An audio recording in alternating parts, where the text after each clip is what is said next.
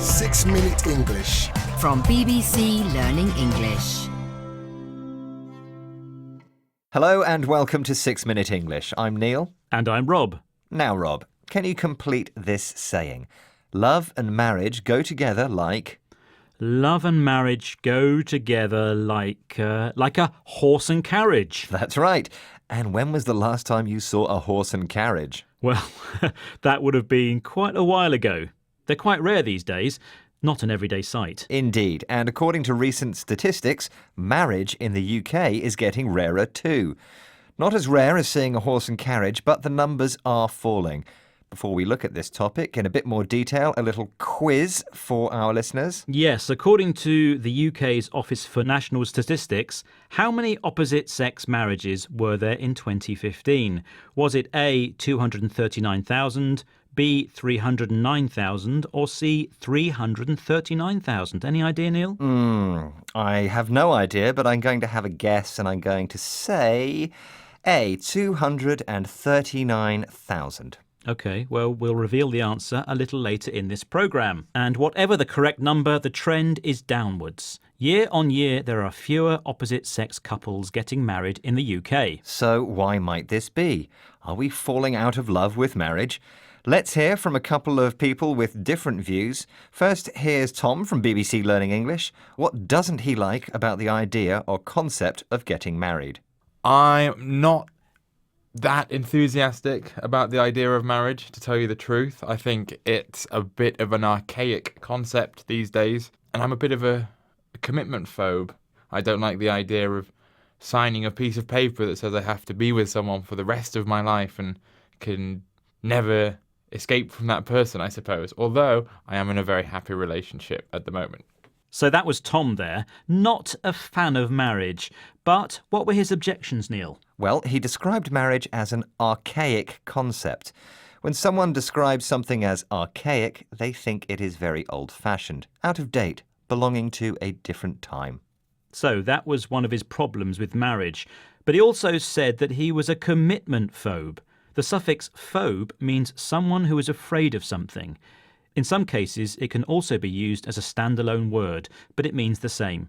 So a commitment phobe is someone who is afraid of or doesn't like the idea of commitment. And when talking about relationships, commitment means being with one person and giving up the idea of being free to do whatever you want and see whoever you want romantically. So for commitment phobes, commitment means losing something. But that's not true for everyone. Here's Dan, also from BBC Learning English. What's his view of marriage? In general, I think it's quite good. It has a very stabilising effect on society, and it declares publicly to the world that you have found the right person for you and that you're in a committed relationship. So Dan is a fan. He thinks marriage has a stabilising effect on society. He sees marriage as being good for society as a whole.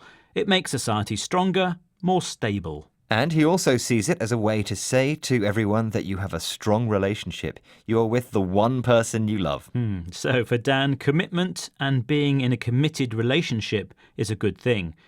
Now back to our question at the top of the programme. I asked how many opposite-sex couples got married in the UK in 2015.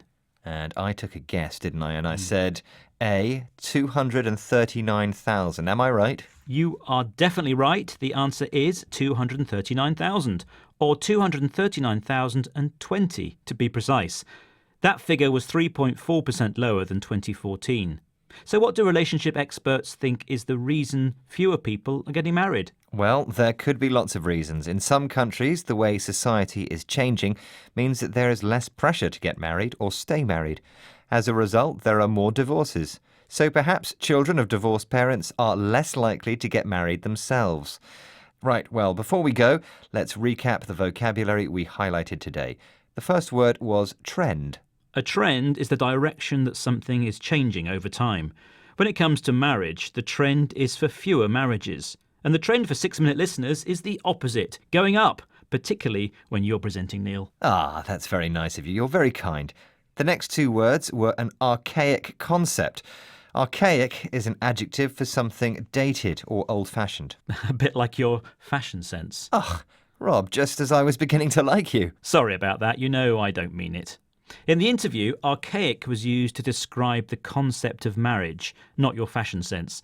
Concept is another word for an idea or belief. So an archaic concept is an old-fashioned idea. Our next expression was commitment phobe. We use this phrase to talk about someone who's scared of the idea of a long-term relationship because they see it as giving up some freedoms. You're obviously a compliment phobe. You're afraid of saying nice things about someone, so you always have to say something nasty as well, hey? Well, I said I was sorry. And finally, we had the adjective stabilizing. Something that is stable is strong, and something that makes something strong can be described as stabilizing. Dan expressed his belief that marriage had a stabilizing effect on society.